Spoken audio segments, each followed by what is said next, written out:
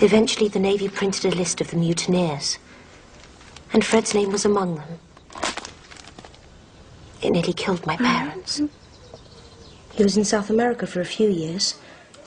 Now he lives in Spain, in Cadiz. Spain? How romantic. Sometimes I think I'll never see him again. But if it could be told how he were put upon, how he defended others against that madman, surely the law would spare him. Some of the sailors were caught. They pleaded their case. Captain Reed was clearly insane. But they were hanged anyway. No, Frederick's safe in Spain. But if he comes home, he'll be condemned to death, I'm sure.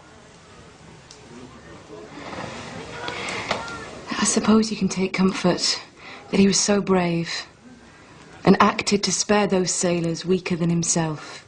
Yes, I do. But I confess that sometimes I wish he had been more of a coward. If I met my mother, might see him once more.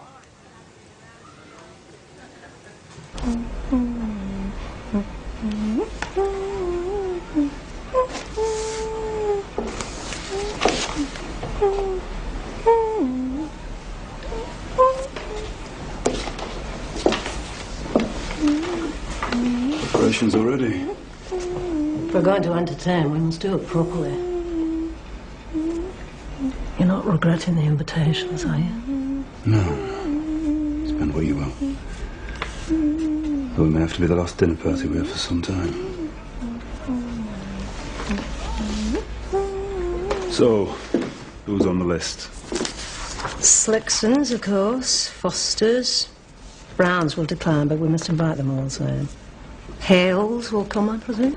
They are probably aware of the very great advantage it would be to Mr. Hale to be introduced to people like the Fosters. I'm sure that motive would not influence them funny. How you seem to understand these Hales, John. Do you really think they're so very different from any other people we meet?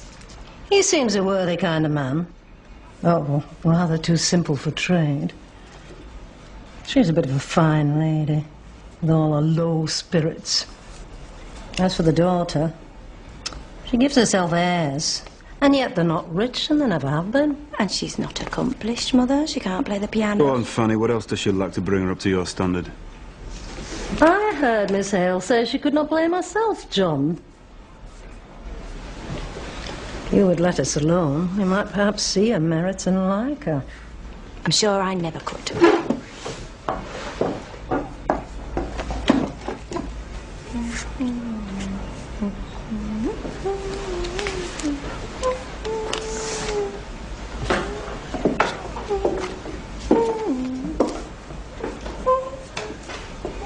I wish you would try to like Miss Hale, Mother. Why? You've not formed an attachment to her, have you? Mind you, she'll never have you. Why, she once laughed in my face at the thought of it. I'm sure she did. She would never have me.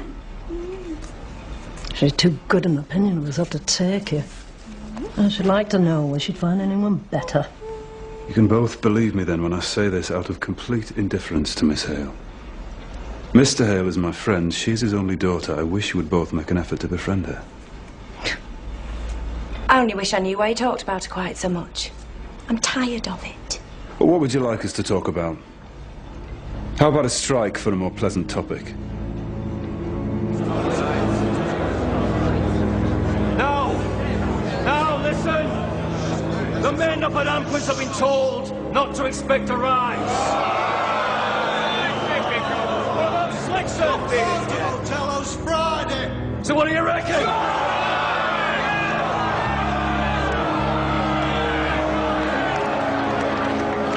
I thought so. Now's the time. We will all stop our machines at the end of the day Friday, 10 minutes before time. And no one will stop them all.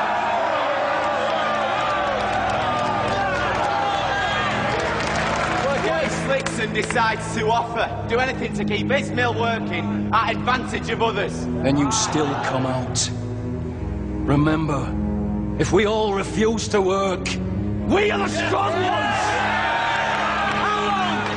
How long do you think masses will last out if we're all together? A week, 2 weeks at most. What if they send him for hands from Ireland? Fulton would! He died before being dictator! I'll take him down if he gives me half a chance! Yeah!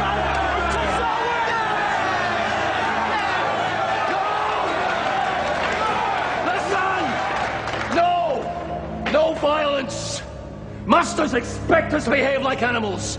We will show them we are thinking men. We will not be outthought. The only enemy of the strike is ourselves. Now we must manage this strike well. Not like 5 years ago, when half of us went back to work before the others. That understood? This is it. We keep together. Friday evening